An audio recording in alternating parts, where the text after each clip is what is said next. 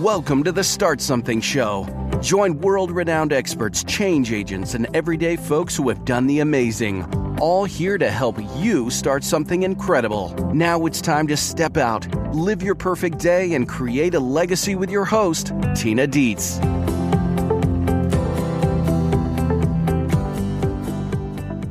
Yes, it's time for another episode of the Start Something Show. I am Tina Dietz. How are you guys? How you doing? You know, it's spring. We're well into spring. The northeast of the U.S. had a really brutal winter this year. They finally seem to be thawing out.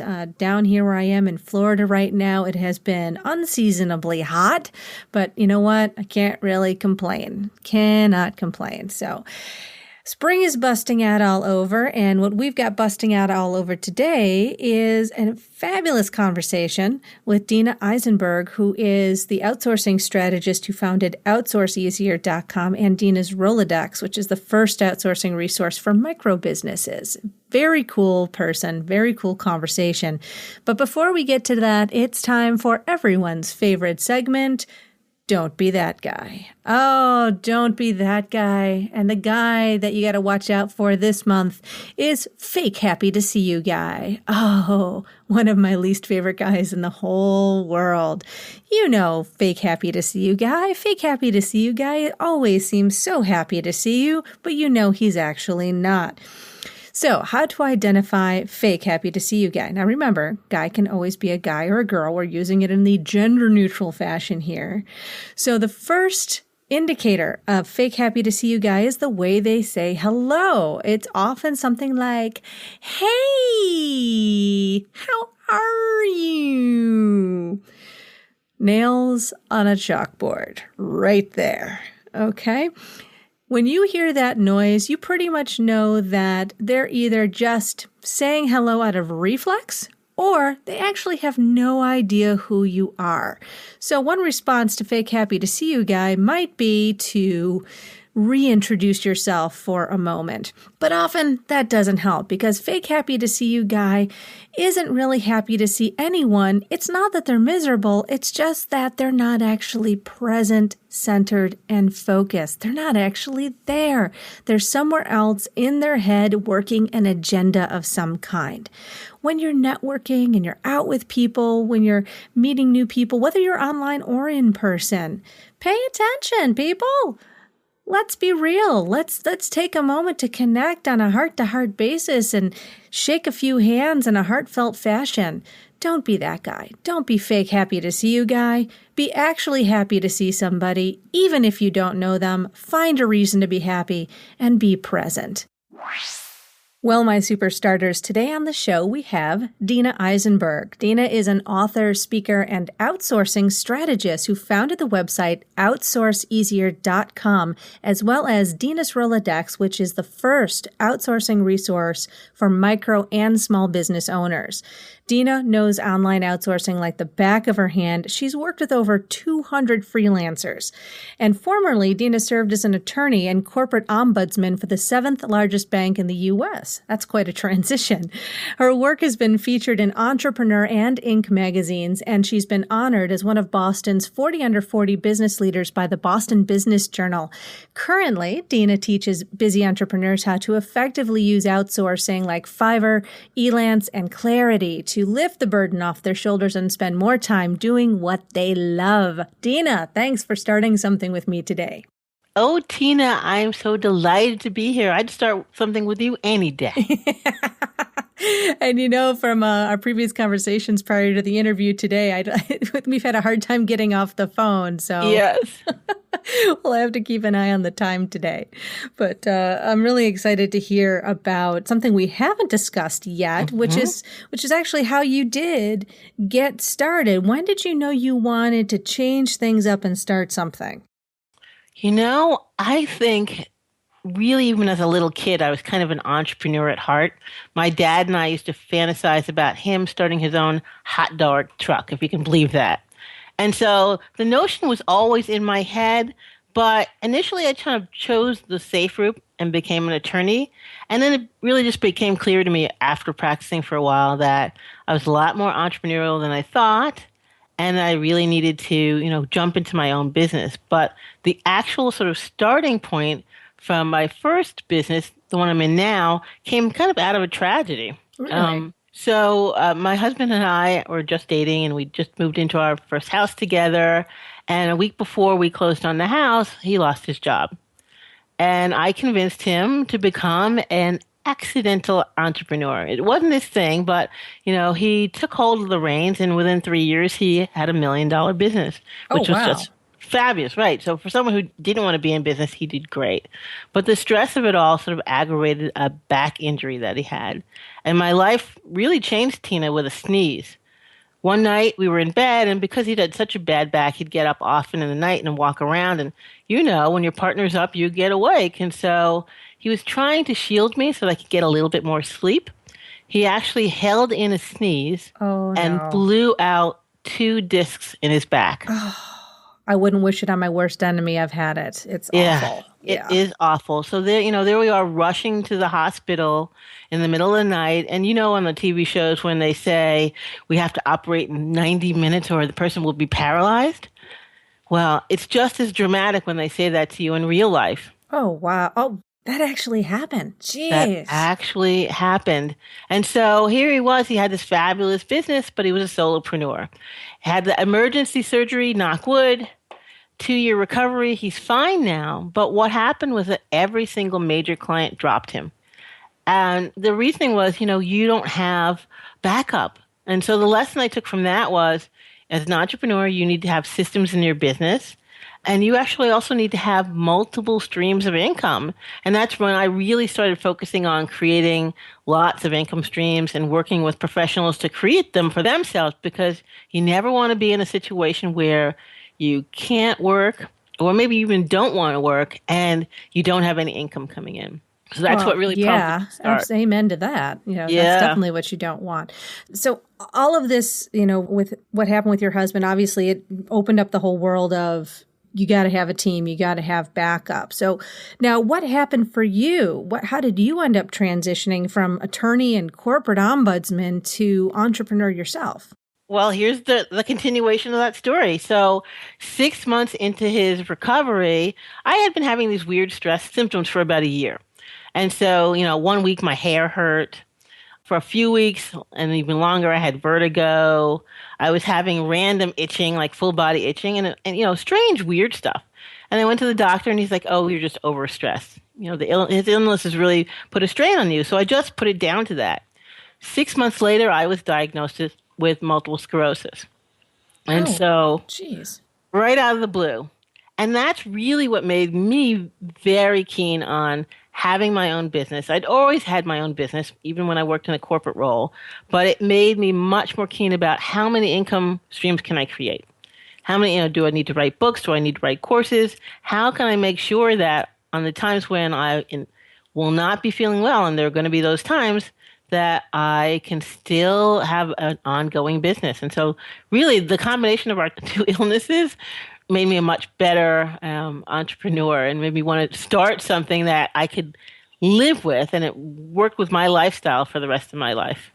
It never ceases to amaze me how many stories of becoming a business owner actually come out of the biggest challenges, the things you would think would knock somebody down, actually pull out this strain of creativity in people. Yeah. It's wild. This type of story, we keep hearing it on the show of, overcoming. So, what I just want to kind of side note to our listeners is, so if you're dealing with a lot of issues with your body or illness or whatever, weirdly enough, it might be the best time to start something new. How strange is that? But counterintuitive, but it seems to make a huge difference. So what was the biggest risk then you've taken in business out of all of this experience that you've had? Ooh, the biggest risk. Well, yeah, okay, I can definitely talk about that. I think the biggest risk I took came in, this is 2013. I was really firmly into my business, helping professionals with their info products. I'd actually written a very long, intensive course on Elance, which is a micro job site online that you can get providers from. And I was all set to launch when I got a cease and desist letter in my email. And it was from Elance basically telling me, we don't want you to be talking about our product or having anything to do with us. And the website that you put up to promote this course has to come down. Now, I'm an attorney, and that still devastated me. I just didn't know what to do. And so I sat with it for a day. And then I really did take my biggest risk. I thought, well, you're already in trouble. Better to ask forgiveness than permission, right? Yeah, you're already in trouble. Just go ahead a little further and find out whether or not you can have some conversation with their attorney before you pull your plug on this whole idea. And so I really took the risk and reached out to him as one human being to another. Not one attorney to another, because then we'd have to be posturing. But one human being saying, basically, I'm trying to do a good thing here. I may have made a mistake. I'd really love it if you could see it as that, and how can we move forward? And I mentioned that as being my biggest risk because I think a lot of entrepreneurs and just folks in general won't take the risk to be that vulnerable and say, I'm owning up, taking responsibility. I made a mistake. What can we do? And that's the very thing that gets you out of the situation. We had that conversation, and of course, they were firm in their stance. They didn't necessarily want me to be using their trademark, but we came away with an agreement that worked. And so I think that really has emboldened me to think about obstacles as being optional, and that just because something is in my path doesn't mean that I shouldn't try to attempt to get around it. Obstacles are optional. Yeah. I think we're quoting you on that one. For sure. All right. Then what has been kind of some of your favorite moments, your moments of brilliance in the business ventures that you've had? Because you've had several now. I have. All surrounding kind of the same theme of outsourcing and systems and leverage. And, anybody who listens knows that anytime somebody says leverage, I go, oh, yay. So. Yeah, I get a little excited about the leverage thing too, because getting that time back in your day is wonderful. But can I just tell you, Tina, the more exciting thing is getting that yummy energy back. I know, right? When you're feeling like my juices are percolating, I can go out and be creative and create something else. So probably one of my favorite moments came when I was helping a client who really wanted to do something to honor a rock star that she loved that died, one of the Beastie Boys. And she came and she was like, I'm not certain how to put this thing together. And I sat down with her and we really structured a plan for her to create not only an event honoring this person, but a foundation, and being able to help her by outsourcing the different components to it and then putting the structure to it really felt like I'd made a difference not only in her life, but because, once she organized the event, she just saw how much power she actually had and went on to do some other things in her business. But I also feel like I was able to touch the lives of so many other people who loved that band member, who joined her event, who made a community around that. And for every client I have, that's the mindset I bring to their work, is that I'm helping them now, but really I'm helping every single person that their message touches. And for me, that's a great thing. I'm just out to change the world, and that's the way I'm going to do it. Changing the world 1 gig at a time, right? 1 gig at a time, baby. Well, now let's talk about outsourcing here. What stops people from utilizing outsourced programs and systems and freelancers? Ooh, my favorite question, girl. Are you ready for a little rant? All right, we're ranting. Right. Let's go. Okay, so here are the 3 lies that entrepreneurs and small business owners tell themselves about it. First, they say, I have to be the one to do it if it's going to be right? Because, of course, we all started our businesses because we knew there was a better way that existed, and we're out to use our better way. And somehow that became internalized as, I have to do everything. And so the more committed you are to your mission, the more you feel like, I have to touch every single piece of it to make it right. That is a fallacy, and it's a dangerous one, too. I'd actually go so far as to say it's self-sabotage. Because if you keep yourself at such a state of busyness and low competency and frustration, you're really just saying to the universe, I don't really want to have a good success here. I was kind of fooling when I asked for it, and I'm going to stay where I am. So really, outsourcing lets you liberate yourself and get your business and your own self, personal development, to a next level. The other myth we tell ourselves all the time is, oh gosh, it'll just take too long to explain it to somebody else. I could have it done by the time I have to explain it. And I'm guilty of that. I've said that. I was going to say that one's not right. Yeah, so many times. I eat my own cooking. So yeah, I'm guilty of that. And the truth of the matter is, it won't take you any longer. If you're really serious about building your business, you should be documenting your processes, your standard operating procedures as you go, maybe using software like Suite Process, because sometimes you won't remember. Just you do a radio show, a podcast, the same things happen time and time again when you get ready to do your podcast. Writing that down lets you do it faster, right? And writing it down lets you give that to somebody else. You can hand off those tasks. So yes, you have to spend a little time to get the time back, but it is so worth it. And then the last lie we tell ourselves is, gosh, it's too expensive. I'm too small to spend any money with anybody else. And this one kind of takes me off for two reasons. One, from a karmic standpoint, if you're not willing to invest your money into somebody else's business, how is it that you expect the universe to send people to invest in yours? And then just from a financial standpoint, the money that you're going to invest in having somebody else do the task that you would have to learn how to do or do poorly if you did it on your own is a great investment in you and in your business. That's just the thing of it. And the thing about outsourcing is it costs less than you think. Let me give you a good example. I was working with a nonprofit leader, and she has a great message, and she's helping families in poverty, and she wants to have a website that reflects that. And so we sat down and we strategized about how much she could outsource and where she could get things done. Well, she'd already budgeted to spend like $100 on a theme design, and she was ready to go. And when we sat down and looked through it, I realized that she could actually have a custom theme. She didn't have to buy one. She could have a custom theme made for her and have it filled up and all the plugins put in for like $65. So I was like, hey, you're going to save money actually by doing the custom work as opposed to just grabbing a standalone theme and then trying to tweak it a little bit so you're happy with it. And so usually you could save a little bit of money and aggravation and get a better result by outsourcing. Wow. So what are some of your favorite ways to help people outsource? To get them started. To get them started, yeah. So I thought a lot about this because I always want people to have a very good first experience because outsourcing is kind of like potato chips. If you like the first one, you're bound to have more.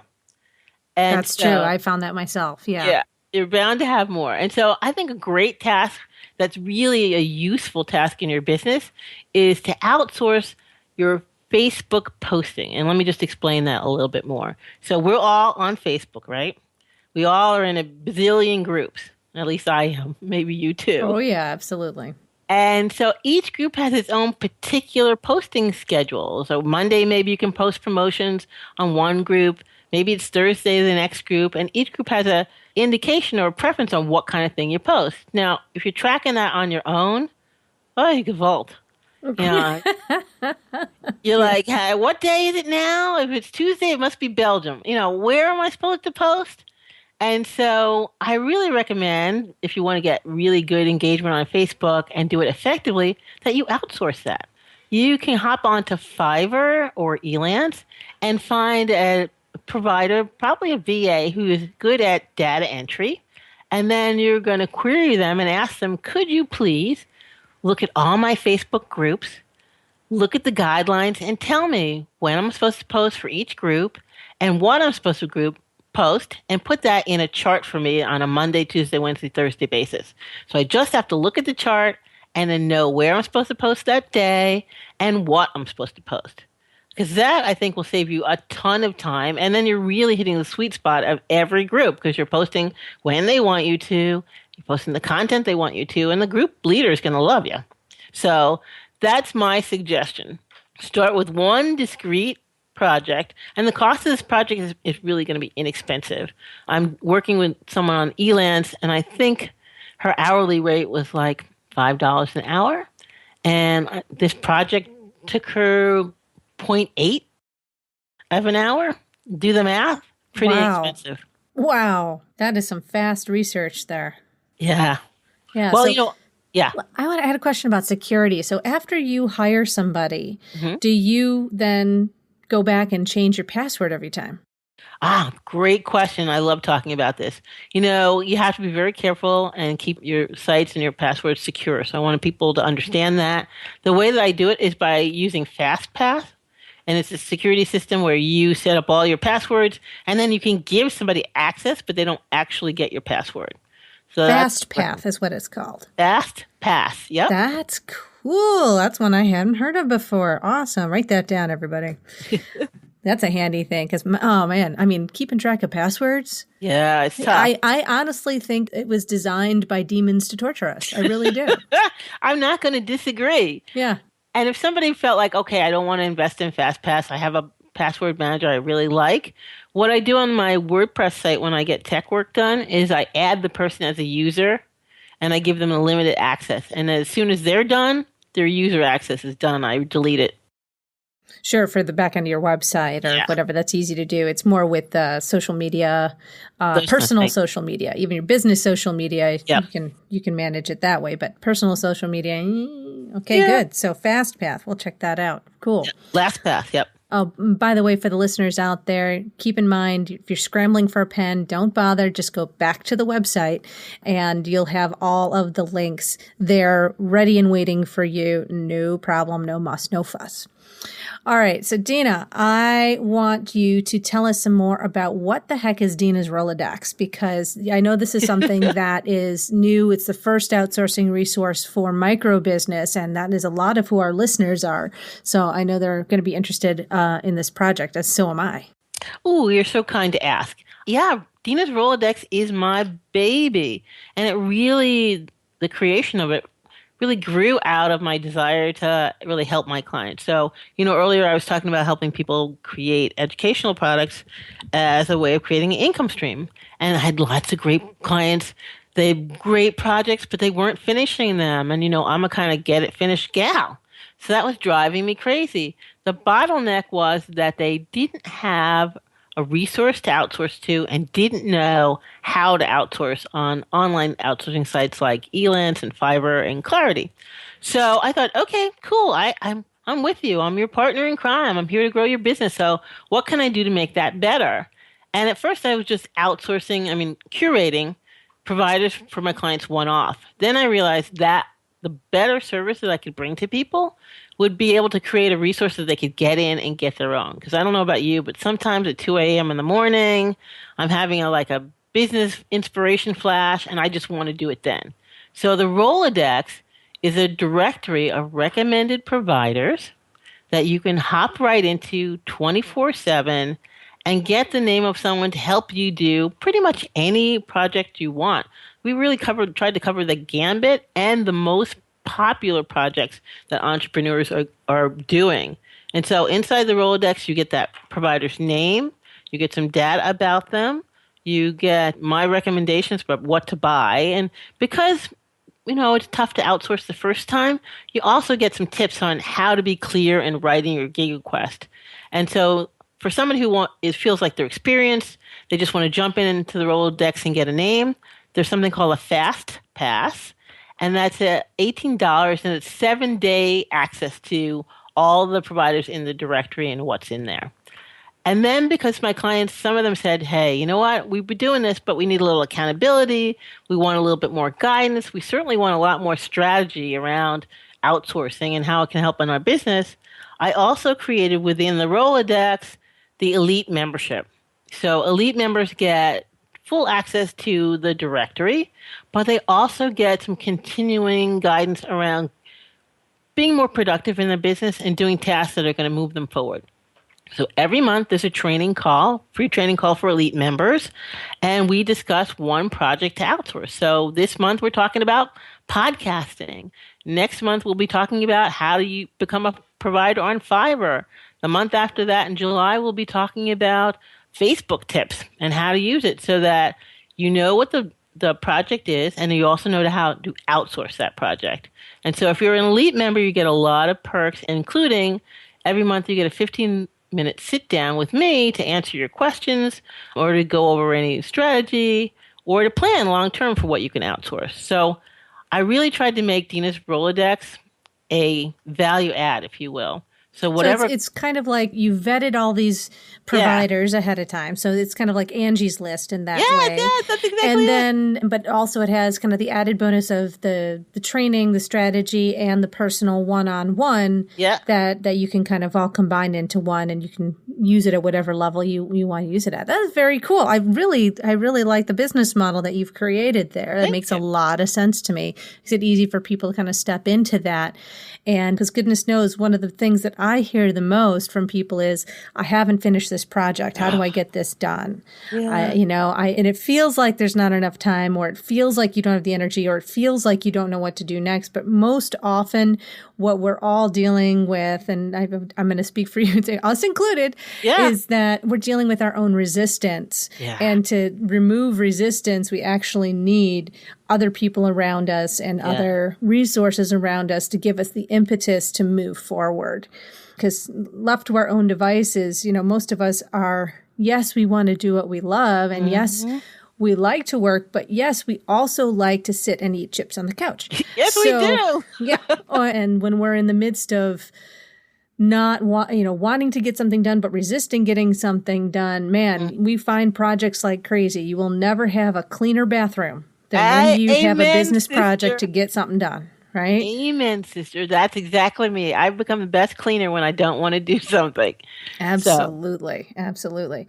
All right. I love that. Very, very cool. So, given all your experience and everything that's happened for you, if you had your knowledge, but not the resources that you've developed over the years, and you were just starting out today, what would be some of the first things that you would do to start something? You know what? It's such a low-tech answer. And I've done it over and over again. I would just go out and start talking to people. I think curiosity is a great business tool. So I'd start talking to people about, what are you doing? What do you like to do? And from that, I'm sure I would be sparked by something that really interested me and resonated. And then I would begin to investigate it and see how I could make it a business. So, often people think I have to have some sort of skill or something else that they think they're missing to start a business. I don't think that's true. I think mainly what you need is curiosity, and here's the other one, grit. You have to be willing to persevere with an issue until you solve it. I think if you have those two things in abundance, everything else gets into place. Beautiful. Dina, thank you so much for joining us today. And I'm looking forward to having you on the Backstage Pass. We're going to get into some of the more nitty gritty about outsourcing and do's and don'ts, common mistakes, and some of your tips and techniques for strategizing how to actually get some of these projects done and leverage our businesses, create multiple income streams, all those things that we want to do. That'll be a fantastic conversation, Dina. I'm looking forward to it. Me too. Thanks so much, Tina. Yeah, thank you. And Superstarters out there, remember to check out the website at thestartsomethingshow.com and check out the links that Dina left for you, the great resources from Dina and from all of our other guests every week here on the Start Something Show. We'll see you next week. Start something with purpose. Start something with freedom. Start something now. Go to thestartsomethingshow.com, join our community of superstarters, and get your perfect day planner pack, a free resource to help you create the life you've dreamed of living. Take action now, and we'll see you for our next exciting episode.